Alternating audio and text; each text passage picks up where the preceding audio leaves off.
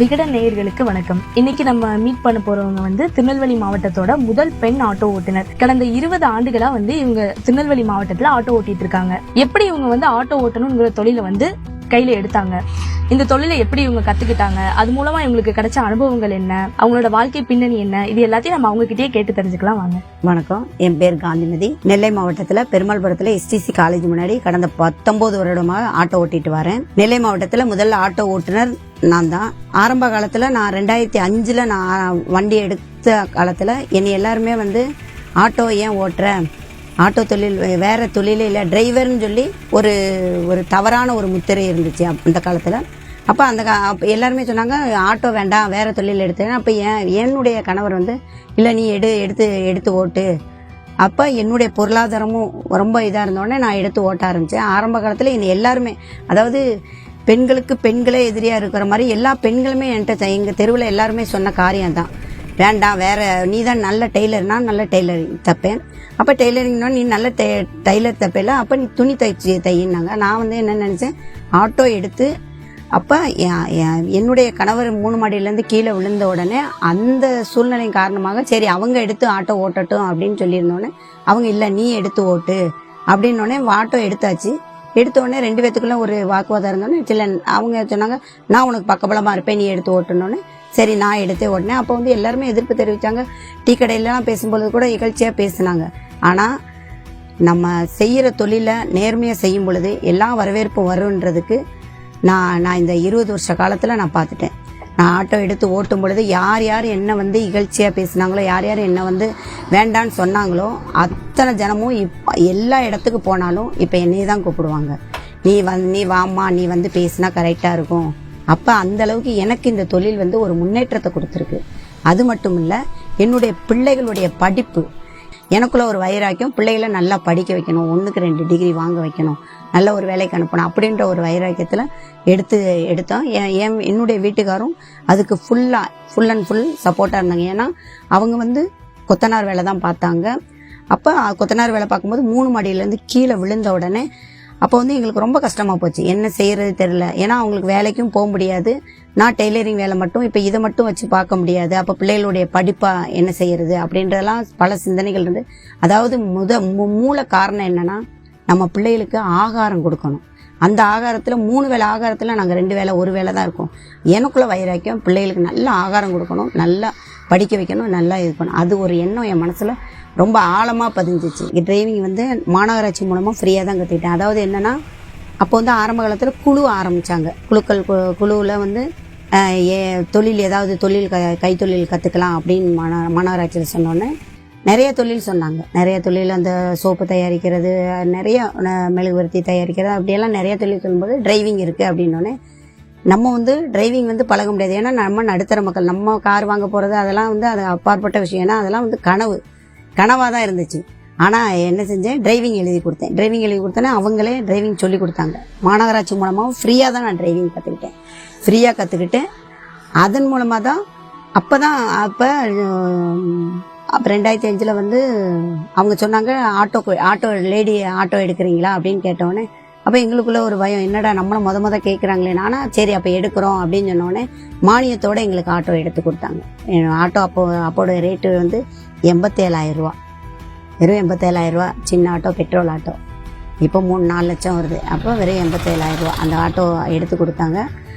ஆனால் இந்த டிரைவிங் மூலமாக எனக்கு வேற ஒரு காரியமும் நடந்துச்சு. என்னென்னா, இந்த நான் டிரைவிங் கற்றுக்கிட்டு இப்போ நான் ஆட்டோ ஓட்டுறதுட்டமா நான் கார் டிரைவிங்னு சொல்லி கொடுத்தேன். டிரைவிங் ஸ்கூலில் போய் கிளாஸ் எடுத்தேன். மனோ டிரைவிங் ஸ்கூலில் போய் அவங்க பார்ட் டைம் எடுத்தேன். அது எடுத்தது மட்டும் இல்லாமல் இப்போ வந்து யார் டிரைவிங் இப்போ லைசன்ஸ் வச்சுட்டு லேடிஸ் லைசன்ஸ் எனக்கு ஓட்ட தெரியாது அப்படின்னு சொன்னாங்களோ அவங்க கார்லேயே சொல்லி கொடுக்கறதுக்கு ஆண்டவர் எனக்கு பெரிய வச்சிருக்கு, சொல்லி கொடுக்குறேன் நான், அதுவும் தனியாக. அப்போ இந்த டிரைவர் தொழில் மூலமாக எனக்கு நிறைய காரியங்கள் வந்து நன்மை நடந்திருக்கு. 2005 ஜூன் மாதம் 6ஆம் தேதி நான் வரும்பொழுது முதல் நாள் வருமானம் வந்து எனக்கு வெறும் 35 ரூபா. அப்போ வந்து STC காலேஜிலேருந்து புது பஸ் ஸ்டாண்டு போனால் 15 ரூபா, இப்போ 80 ரூபா. காலகட்டங்கள் வந்து ரொம்ப முன்னேறிடுச்சு. அப்போ அப்போ அந்த சூழ்நிலையில் அந்த நேரத்தில் முதல் நாள் வருமானம் மட்டும் அந்த 35 ரூபாய் கொண்டுட்டு ரொம்ப சந்தோஷமா போனேன். 35 ரூபா வருமானம் வந்திருக்குன்னு. இப்போ ஆண்டவர் கிருபையில் நிறைய வருமானத்தை கொடுத்துருக்காரு. இந்த தொழில் வந்து என்னைய பார்த்து என்னுடைய கூட இன்னொருத்தவங்களும் என் கூட என்னுடைய தோழி ஓட்டினாங்க. அதுக்கப்புறம் என்னை பார்த்து இப்போ வந்து அந்த காலேஜ் முன்னாடியே இப்போ 4-5 பேர் நிற்கிறோம். பெருமாள்புரத்தில் எஸ்டிசி காலேஜ் முன்னாடியே 5 பேர் நிற்கிறோம். தியாகராஜ நகரில், பேட்டையில், சுத்தமல்லியில், நிறைய இடங்கள், அதாவது நெல்லை மாவட்டத்தில் நிறைய பேர் எங்களை பார்த்து நிறைய பேர் வந்திருக்காங்க. அதுவே எனக்கு பெரிய சந்தோஷம். யாருமே வேண்டான்னு சொன்ன தொழிலை எடுத்து செய்யும் பொழுது அந்த தொழிலுக்கு ஒரு பயபக்தியோடு நம்ம செய்யும் பொழுது அந்த காரியத்தில் கண்டிப்பாக வெற்றி உண்டு. அதுக்கு உதாரணம் அங்கே நாங்கள் 4 பேர் நிற்கிறது. காலையில் போகிறாங்களா, சாயந்தரம் 5 மணி வரை நம்மளுடைய டைம். இது வந்து பெண்களுடைய வந்து நம்ம அடுத்த பிள்ளைகளை பார்க்கணும். நான் எடுத்ததும் ஆட்டோ தொழில் எடுக்கும் பொழுதும் காலையில் 8 மணிக்கு போகிறோமா, சாயந்தரம் 5:30 மணிக்குள்ளே வீட்டுக்குள்ளே வந்துடணும். வந்து பிள்ளைகளை அடுத்து பிள்ளைகளை கவனிக்கணும். கண்டிப்பாக பிள்ளைகளை கவனிச்சாதான் அந்த பிள்ளையோட முன்னேற்றத்துக்கு நம்ம இதாக இருக்க முடியும். இதுதான் என்னுடைய நோக்கமாக இருந்துச்சு. ரொம்ப நேரம் ஓடணும் அப்படிலாம் என்னுடைய எண்ணம் இல்லை. அதில் வந்து எங்கள் அத்தை மாமா எல்லாருமே சப்போர்ட் பண்ணாங்க. வெளியாள் எனக்கு வந்து என் குடும்பம் சப்போர்ட் பண்ண உடனே வெளியாளை குறித்து நான் கவலையே படலை. என் வண்டியில் சிகரெட்டு குடித்து தண்ணி அடித்து யாரும் ஏறவே விட மாட்டேன். அப்படி ஏறி ஒருத்தர் ஏறினார். புது பஸ் ஸ்டாண்டு தான் போகணுன்னாரு. அப்போ சிகரெட் அடித்தோன்னே, சார் சிகரெட்டு என் வண்டியில் குடிக்கக்கூடாது அப்படின்னோடனே, அப்படின்னா நான் என்ன ஏறி இருக்கவே மாட்டேன் அப்படின்னோடனே உடனே டக்குன்னு வண்டியை நிப்பாட்டிட்டு இறங்கிக்கோங்க, உங்களுடைய பைசா எனக்கு தேவையில்லை, இறங்கிக்கோங்கன்னு. இன்னும் நடு ரோட்டில் வந்து இறக்கி விடுறீங்க சார், இது என்னுடைய இது, ஏன் ஆட்டோவில் இப்படி தான் இருக்கணும்னு நான் ஒரு கொள்கையோடு இருக்கிறேன். அதாவது பயத்தோடும் நடுக்கத்தோடும் இந்த வேலையை செய்யணும்னு நினைக்கிறேன்னொடனே அவர் வேறு எதுவுமே பேசலை. சரிம்மா ஒன்றுமே இல்லை, நான் ஆஃப் பண்ணிவிட்டு என்னை எந்த இடத்துல கொண்டு போய் விடணுமோ அந்த இடத்துல பத்திரமா கொண்டு போய் விடுங்கன்னாங்க. அந்த இடத்துல பத்திரமா கொண்டு போய் விட்டோம். பிரசவத்துக்கு இலவசம்னு எல்லாரும் போட தான் செய்கிறாங்க. ஆனால் நாங்கள் பிரசவத்தையே நான் வண்டியிலே வச்சு பார்த்தவன். ஒருத்தவங்கள ஒரு பொண்ணு பிரசவத்துக்குன்னு வந்தால் அந்த பொண்ணை நேராக கொண்டு போய் அட்மிட் மட்டும் பண்ணுறது மட்டும் இல்லை, பண்ணிட்டு வந்துடுறதோட எல்லாரும் அதோட கடமை முடிஞ்சிடும் கிடையாது. நான் வந்து அவங்க கூடயே இருந்து அந்த குழந்தைய கையில் எடுத்து கொடுக்குற முடிக்கும். அவங்களுக்கு ஆளே இல்லைனாலும் பரவாயில்ல, நான் கூடயே இருந்து அவங்களுக்கு எடுத்து கொடுத்து அந்த பிள்ளைய பார்த்து அதுக்கப்புறம் தான் வீட்டுக்கே எதுவும் வேணுமான்னு கேட்டுட்டு தான் நான் வீட்டுக்கு வந்திருக்கேன். இது எனக்கு ஒரு அனுபவம். என் 2 பிள்ளைகளை படிக்க வச்சேன். 2 பிள்ளைகளும் 2 டிகிரி, என் பொண்ணு 2 டிகிரி முடிச்சு 3ஆவது டிகிரி பண்ணிக்கிட்டு இருக்கா. என் பையன் 1 டிகிரி முடித்தான். 2 பிள்ளைகளுக்கும் கல்யாணம் பண்ணி கொடுத்தேன். 2 பிள்ளைகளுக்கும் கல்யாணம் பண்ணி கொடுத்து 2 பிள்ளைகளுக்கும் பேர பிள்ளை இருக்குது. 2 பிள்ளை இருக்குது. என் கணவர் வந்து இப்போ கொரோனா பீரியடில் தான் இறந்தாங்க. அப்போ இறந்த உடனே கூட எனக்கு பெரிய ஒரு இழப்பாயிருச்சு. ஏன்னா வண்டி எப்படி எடுத்துகிட்டு போகிறோம் அப்படின்றதெல்லாம் இருந்துச்சு. ஆனால் அவங்க இறந்ததுக்கப்புறம் நிறைய காரியங்கள் அனுபவங்கள் வந்துச்சு. சக தோழர்கள் அதுக்கப்புறம் எனக்கு நீங்கள் எங்கே நின்னாலும் கூப்பிடுங்கக்கா, எங்கேனாலும் வந்துடுவோம் அப்படின்னு சொல்லிட்டு எல்லாருமே இப்போ ஹெல்ப் மைண்டு. அதாவது இவங்க இல்லைனாலும் பிள்ளைகள் மாதிரி நம்மளுக்கு அவங்க எல்லாருமே ஹெல்ப் பண்ணுறது ரொம்ப சந்தோஷமாக இருக்குது. இன்னும் இந்த தொழில் நான் பார்த்துக்கிட்டு இருக்கேன், சந்தோஷமாக நிறைவோடு பார்த்துக்கிட்டு இருக்கேன். அதேமாதிரி கொரோனா டயத்தில் என்ன செஞ்சோம், எல்லாருமே காய் வியாபாரம் பார்த்தாங்க. ஆட்டோவில் போய் காய் வியாபாரம் பார்த்தாங்க. அப்போ நானும் என்ன செஞ்சேன், காய் வியாபாரம். அந்த நேரத்தில் சும்மா இருக்கக்கூடாது, காய் வியாபாரம் பார்ப்போம்னு சொல்லிட்டு நானும் என் ஹஸ்பண்டும் என்ன செஞ்சோம், காய் வியாபாரம் பார்த்தோம். 2 மாதம் காய் வியாபாரம் பார்த்தோம். காய் வியாபாரம் பார்த்துட்டு எஸ்டிசி காலேஜ் முன்னாடி தான் காய் போட்டிருந்தேன். காய் போட்டுட்டு தான் என் ஹஸ்பண்ட் வந்து சரி கொத்தனார் வேலையும் வருது, நான் போயிட்டு வரேன்னு சொல்லிட்டு போனவங்க தான் திரும்ப வரல.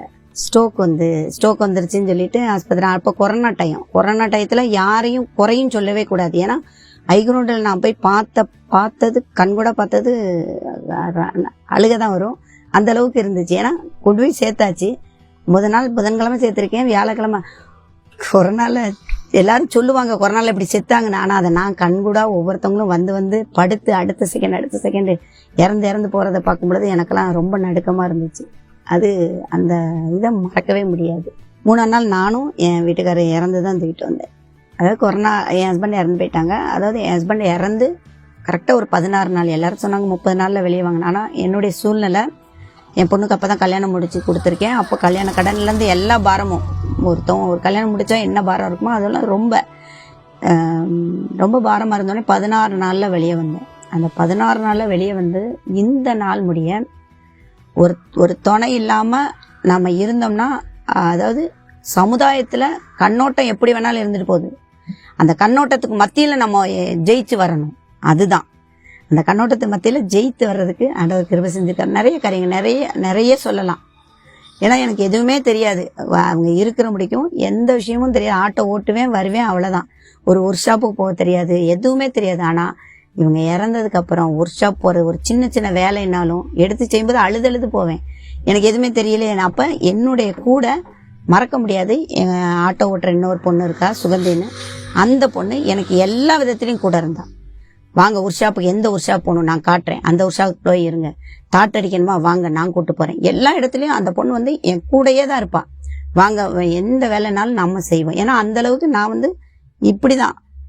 அதாவது காலையில போகணும், சாயந்தரம் வரணும், பிள்ளைகளை பார்க்கணும். இப்படி ஒரு ரன்னிங்ல இப்படியே ஒரு 18 வருஷம், அது 17 வருஷம் இப்படியே ரன்னிங்ல இருந்துட்டு இந்த 3 வருஷமா தான் நான் வெளியே எல்லா இடங்களுக்கும் போக பார்த்திருக்கேன். அனுபவங்கள் இப்பதான் நிறைய வந்திருக்கு. அதாவது எல்லாம் சின்ன வயசுல அனுபவப்படுவாங்க. ஆனா 48 வயசு 47 வயசுக்கு அப்புறம் தான் நிறைய அனுபவங்கள் வந்திருக்கு.